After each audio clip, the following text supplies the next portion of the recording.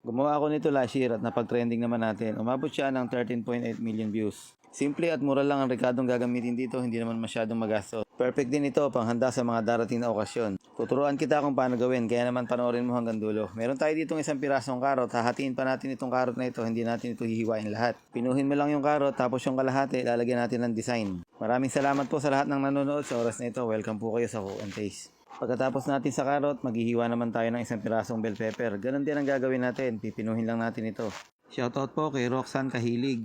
Maraming salamat din po kay Ma'am Isabel Centeno. Pagkatapos nating maghiwa ng ating bell pepper, maghihiwa naman tayo dito ng 5 pirasong hotdog.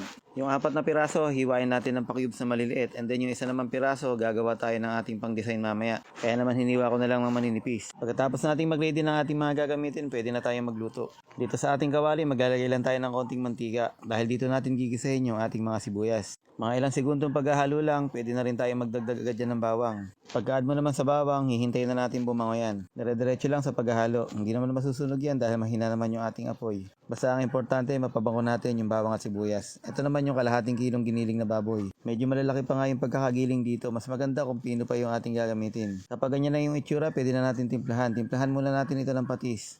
Tapos mga kalahating kutsaritang pamintang durog naman ang ating lalagay.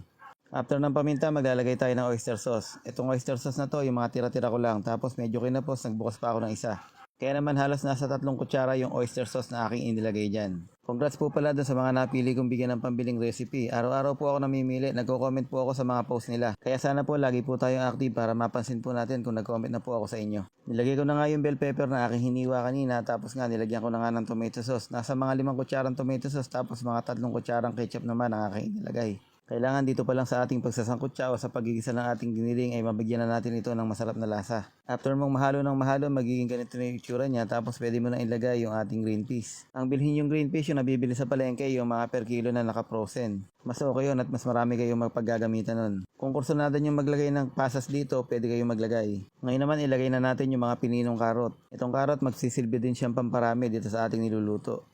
Pagkahalo-halo naman natin, pwede na natin ilagay yung hotdog. Yung hotdog naman kasi madali namang siyang maluto. Bali yung hotdog pala na yan ay may cheese na. Kaya naman kahit hindi ka na maglagay ng keso dito sa ating niluluto ay panalong-panalo na dahil sa hotdog na may taglay na cheese. Ngayon naman maglagay na tayo ng ating pampalasa. Hindi na nga magtatagal, pwede na natin itong hanguin. So gagawin natin dito ay papalamigin muna natin ito once na maisali natin sa isang lalagyan. Dahil nga hindi pa dito nagtatapos ang ating pagpe-prepare ng ating niluluto. Kung meron kayong request, i-comment nyo lang dyan sa comment section kung ano yung gusto nyo ipaluto. Ngayon naman ay malamig na itong ating niluto. Lalagyan na natin ito ng 6 na pirasong itlog. Basta 6 na pirasong itlog, kahit medium o large, pwede nyo naman gamitin dito. Halo-haluin mo lang, tapos kailangan dito ay talagang nalagyan ng itlog lahat ng ating giniling. Hindi pwedeng magkulang to sa itlog kasi nga medyo magkakaroon ng buhaghag siya. Tapos kung meron naman kayong llanera na kagaya ng nakikita nyo sa video, maglagay lang kayo ng dahon ng saging sa ilalim and then lagyan nyo nga ng margarine. Lagyan nyo yung buong loob ng inyong llanera at pati yung mga gilid para nga madali siyang baklasin mamaya pag naluto na. Nag-ready lang muna ako ng 4 na llanera, tapos dito nga natin ilalagay yung ating mga hiniwang karot na may design kanina at saka yung hotdog. Tapos yung mga itlog na hiniwa ko rin kanina, ilalagay ko na rin ng pataob. Bali 2 pirasong itlog lang yung nilaga na yan. Kaya naman sa recipe na ito ay gagamit tayo ng 8 itlog. So yun, nilalagyan ko na nga lang ng pineapple tidbits. Medyo mahal kasi yung pre-cut na pineapple, yung nasa lata yung pabilog. Kaya ito na lang tidbits ang ating ginamit. Tapos dito nga sa ating llanera, nilalagay na nga natin yung ating nilutong giniling. Magtira ka lang ng kaunting space sa ibabaw, wag mong masyadong pupunuin. So, tapos pwede na natin itong i-steam. Mga 15 minutes lang natin itong i-steam sa mahinang apoy lang. Madali naman siyang maluto, gawa ng nagisa na nga natin yung ating mga karne. Bali, ang kailangan lang natin lutuin dito ay yung nilagay nating itlog at saka yung mga hotdog at yung mga carrots. Tapos niyan, 15 minutes lang nakalipas, buklatin na natin at siguradong luto na yan. Kung mapapansin mo, basta nilagyan natin ng margarine, siguradong madaling baklasin kagaya niyan. Katihan na nga, meron na tayong hardinera.